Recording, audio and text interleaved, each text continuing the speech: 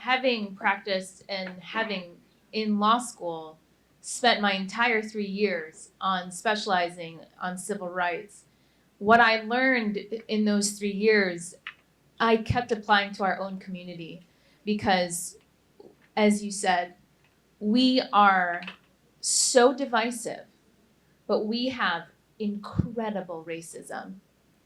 And when I think about the impact that I can still make running a fashion company with the principles and the values that have been indoctrinated in me in law school, one thing that I've been incredibly focused on is that of race and color. So it's no secret that in the American Muslim population, 25% of the American Muslim population are African American Muslims. Yet we don't, there is this great divide, and we don't come together as a community, unfortunately, particularly with that subset of Muslims. And what I really wanted to show with my brand is they are not only an incredibly crucial part of this community, but they're the face of our community. I mean, when we think of our heroes in our community that are these in the public eye, you go to the Ilhan Omar, you go to Ibtihaj, you go to Halima. And yet, when you go to your masjid, what's happening in your own home, the talk about, who you can and can't marry. We love to talk about how incredible they are, but when it's in the privacy of our own homes, it's a different story. And that's something that has been very, very, very close to my heart, and something that I've made a very conscious effort to show Black Muslims, to have Black voices on our blog and on our website speaking, because only they can.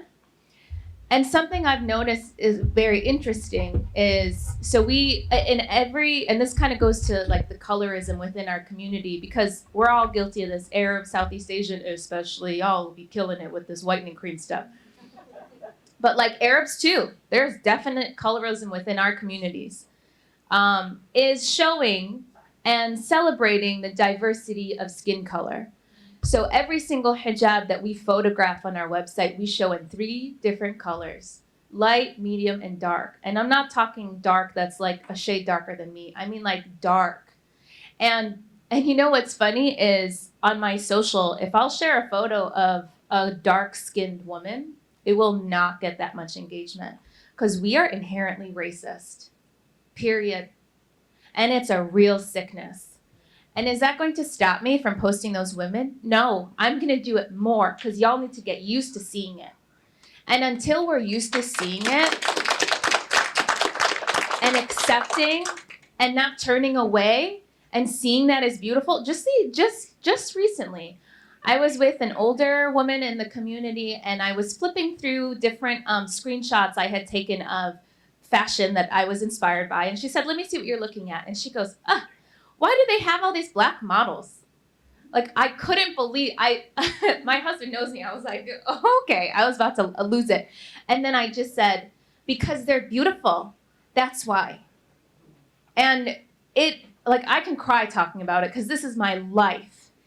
And it's so near to and dear to me, and it's an issue that we, in our generation, have a real opportunity to turn around, because when our parents came from overseas with their inherent biases and they passed it down to us, we have an opportunity to say, no, this is not the America that we live in, and this is not the Islam that we've been taught.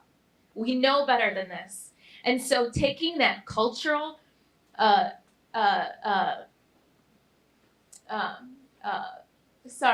the white is right mentality, because our parents lived in a colonized society where the white man had to come in and save the day, and then to then distill that down into us, Muslims who know better than that, who we are the only religion that has been taught what we've been taught with the words that we have, what the Prophet Muhammad ﷺ has said about color and about race. We have these beautiful words that no other faith can even tout. And we're the ones suffering with this issue. Why aren't we at the forefront? Why aren't we the ones at the front of the rally or whatever it is as Muslims, shouting out loud, louder than anyone else, because this is our issue. And I'm doing everything that I can in my power within the vertical that I exist, because at the end of the day, I chose to be in fashion, and I'm no longer in the law, but I believe and I hope to God that I can make more of an impact in fashion in a subtle way by showing you that representation and that imagery that we don't want to look at and shoving it in your face and saying, you're going to look at this and you're going to like it. And that's all that I can do. And I hope that over time it will help and that we'll get over it. And again, I think that we have a real opportunity. This generation, it can stop with us, and it only will further if we teach it to our children.